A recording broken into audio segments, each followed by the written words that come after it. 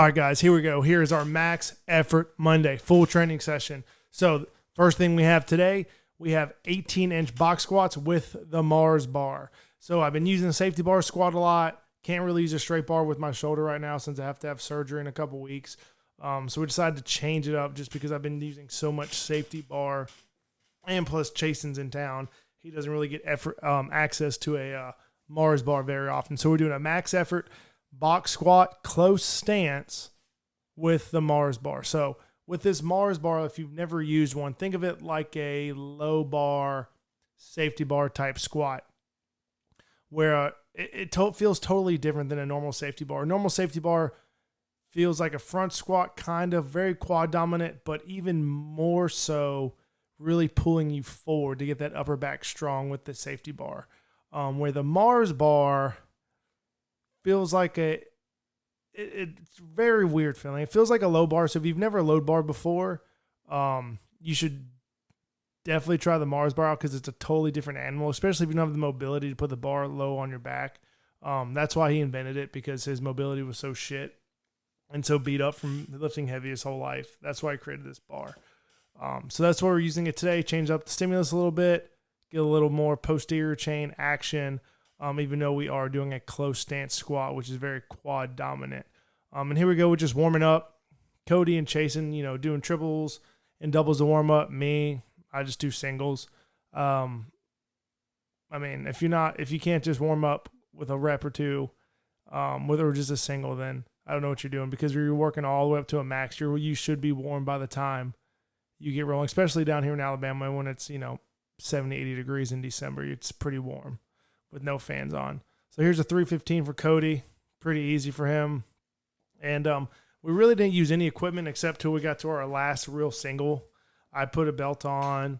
I think Chase put a belt on. I think Cody just put on wraps. But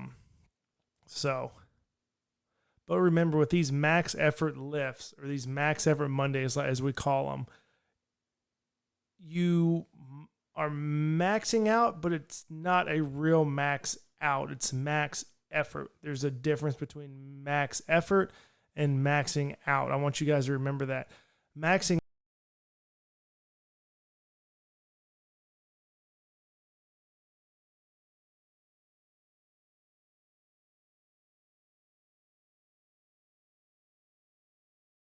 everything in your nervous system recruited to give maximal effort. So the next time you do it, your body's used to giving that effort. So until you get stronger, faster, with anything you do, your body's used to giving that maximum effort with the stimulus provided in a max effort lift. Where when you're maxing out, you're more testing. You're trying to just max out. The effort may not be there. Where with max effort, even if you're sore, you're beat up, you're beat to shit, you can't go as heavy, as long as you're giving the effort, you're going to get the stimulus you want. Where maxing out is, well, if you don't hit your max out, your number you wanted, you're going to be pissed off and all upset about it. Where if you give max effort, you should never really be upset, because you're giving the best that your body will allow you to do that day. So, and remember, I think this Mars bar is about 65 pounds, if not 70. So, that's 5 plates plus that. Here's Cody. I think he has one more in the tank after this. See how it goes. Good. Exploding up. Nice and easy. I got one more after this, I know for sure. This was my last one without a belt. Nice and smooth, nice and easy. I believe this is Chasen's last attempt right here. So without a belt, with a belt on and with straps on or wraps on, and that bar weight, give me 1 second. That bar weight would be 515 for him at the total bar weight with that Mars bar. And then Cody, this is 565 for him. Pretty sure this is his last attempt. Grinding it out. Maybe give him a little help right there, right at the very end, just so he didn't get stuck, but he could have had it. And then this right here is 625 at the top. Or not the top, we don't have any bands or chains. So it's 625 in total.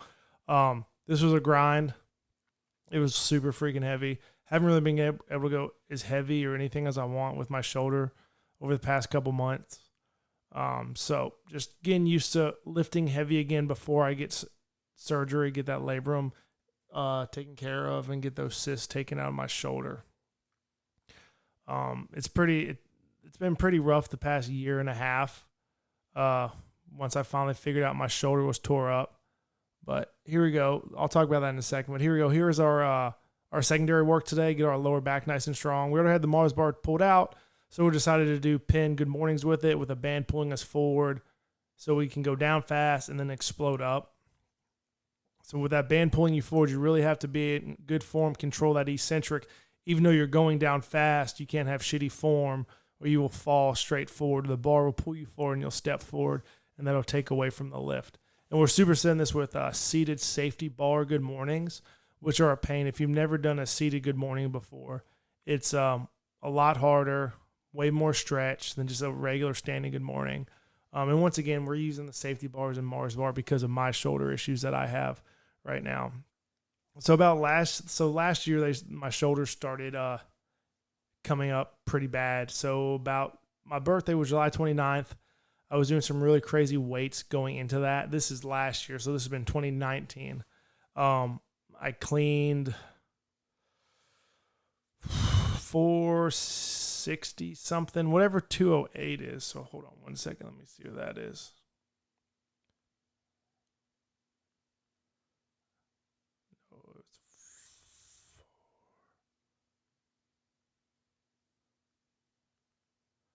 So it was 209. So I cleaned 209 for a PR. Missed the jerk on the 205 before that, but clean 209 for a PR. This was early July. I was feeling really strong, really fast. I mean, probably the strongest and most efficient I've ever felt doing the Olympic weightlifting. And then in August, my back went out after my birthday, literally 2 days after my birthday, my back went out. And then when I got training again a week later, had some shoulder issues, and it was bothering me, especially in a front rack position. Nothing really bothered me in the snatch. So I kept trying to train, but I couldn't really get in a front rack position anymore. It would hurt. I'd do it like once or twice a week, if that. Couldn't front squat really at all. If I did, I had to do, bodybuilding style across my shoulders.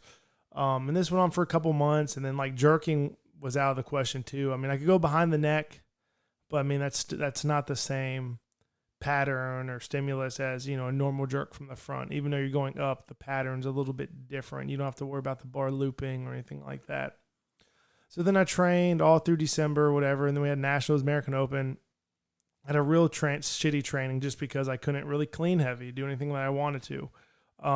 Especially going from, cleaning 209 to, barely getting in the 4, or barely getting like over 185, just because I hadn't been able to clean in so long because of the pain in the shoulder. So I went through Nationals, American Open. It was the same time that year because of COVID, and I got second behind Wes. And I was really hoping to really push him going into that summer, and then my shoulders were acting up. But, I thought it could have just been a bursa. I went to a couple different professionals. They said it could be bursa, it could be, some shoulder impingement, things here and there. So then I trained the whole, spring going into Nationals 2020. It didn't get any better.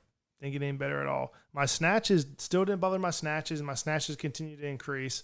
I couldn't do as many snatch exercises. You should say snatch balances, snatch grip push press really hurt. Regular push press hurt. So like my cleans were still not very good. Going from where I was doubling 425. So it was at 190-ish, 180, about 190 for, is that 190? I'm so bad with the kilos. Let's see, 190. Yeah, so a little over 190 for doubles on hangs and from the floor, or going from the boxes, 430, pretty easy. And then, have all spring where I can barely move my my arm in the right position. And when I catch it in a jerk, I have to go off my fingertips, which is a very weak position. Still couldn't front squat. So get to Nationals and just have real shitty Nationals. Even I missed snatches. They sucked. I hit them in the back. I should have got silver without even, blinking an eye, just with my openers. So then I took about a month off after Nationals just to kind of let my body recover. Really wasn't thinking about my shoulder. It was still bothering me, but, I never let it really get in the way of, using it as an excuse of why I sucked. I just thought it could have been rusty from not training or competing in a year, things like that in person. And then I would say in August, end of August, beginning of September, my snatch started to hurt. I never hurt with the snatch. I mean, I was snatching 160 plus in training, and I hit 155 in the back in nationals, and I just sucked on stage. But I was going over 160 in training once a week at least. And then my snatch started to hurt. So then I knew there was a real issue. So then I finally went and got an MRI, had a pretty significantly torn labrum, almost completely torn, and then a bunch of cysts on the nerves or near the nerves. Bicep tendon's fine.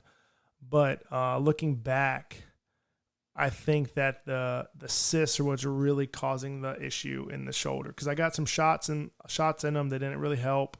I think it was that nerve, talking to a couple people, because they've had similar issues with their labrum or bicep tendons, and when cysts would pop up or something would happen on the nerve, by the nerve, it'd be cause a lot of issues. So I'm getting labrum surgery on the 13th, and hopefully the goal is to be back.